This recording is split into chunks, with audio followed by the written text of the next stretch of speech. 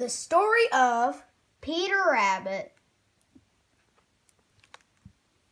Once upon a time, there were 4 little rabbits, and their names were Flopsy, Mopsy, Cottontail, and Peter.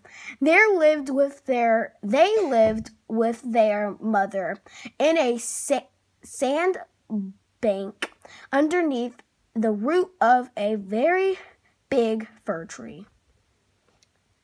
"Now, my dear," said old Miss Rabbit one morning, "you may go into the fields or down to the lane, but don't go in Mr. McGregor's garden. Your father had an accident there and was put in a pie by Miss McGregor. Run along and don't get into mischief. I'm going out." Flopsy, Mopsy, and Cottontail, who were the good little bunnies, went down the lane to gather blackberries. But Peter, who was very naughty, ran straight away to Mr. McGregor's garden and squeezed under the gate. First, he ate some lettuce and some French beans, and then he ate some radishes. And then, feeling rather sick, he went to look for some parsley. But round the end of Cucumber Frame, who should he meet but Mr. Gregor? Mr. McGregor was on his hands and knees planting out young cabbages, but he jumped up and ran after Peter, waving a rake, calling out, "Stop, thief!" Peter was dreadfully frightened.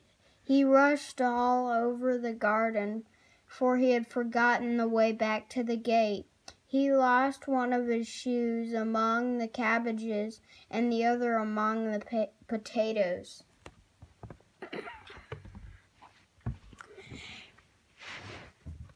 Okay. He ran on 4 legs, and went faster, and he might have gotten away altogether if he had not ran into a gooseberry net and got caught by the large bottoms of his jacket. It was a blue jacket with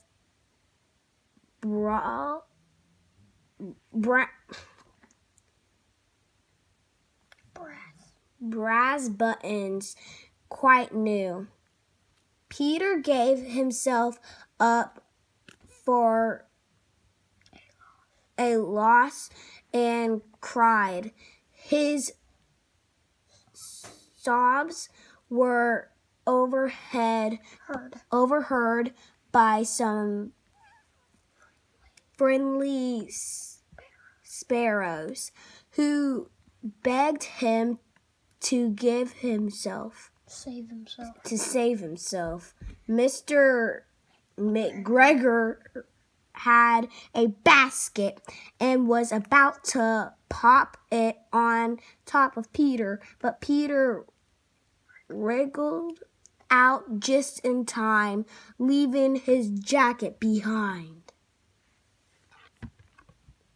He rushed into the tool list and jumped into a watering can. It would have been the perfect hiding place if it had not had so much water in it. Mr. McGregor was quite sure that Peter was somewhere in the tool list, and he began to search it carefully. Then Peter sneezed, "Ka-chewy!" and Mr. McGregor was after him in no time.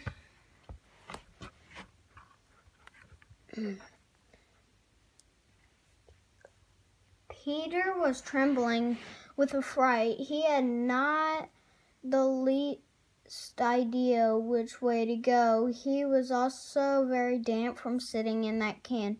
He tried to find his way straight across the garden, but he became more and more puzzled. He came to a pond where a white cat was staring at some goldfish.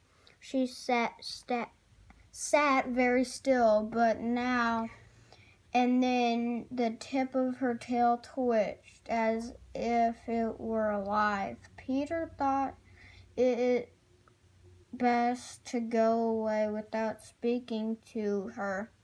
He had heard about cats from his cousin Benjamin Bunny.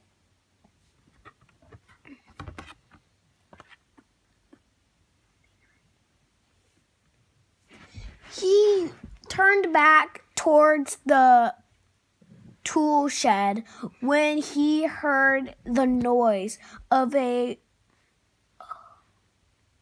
hoe scratch, scratch, scratch. Peter scuttered underneath the bushes. When nothing happened, he came out and saw Mr. McGregor holding onions. His back was towards Peter, and beyond him was the gate. Peter started running as fast as he could go. Mr. McGregor caught sight of him at the corner, but Peter did not care. He slipped underneath the gate and was safe at last in the wood outside the garden. Mr. McGregor hung up the little jacket and the shoes for a scarecrow to frighten the blackbirds. Peter did not stop running till he got home to the big fir tree. He was so tired that he flopped down on the floor and shut his eyes.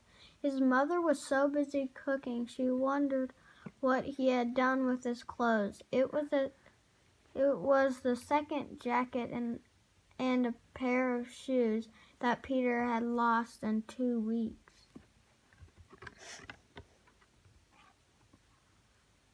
Peter did not feel very well that evening. His mother put him to bed and gave him a dose of cockamole tea. But one tablespoonful to be taken at bedtime. But Flopsy, Mopsy, and Cottontail had bread and milk and blackberries for supper. The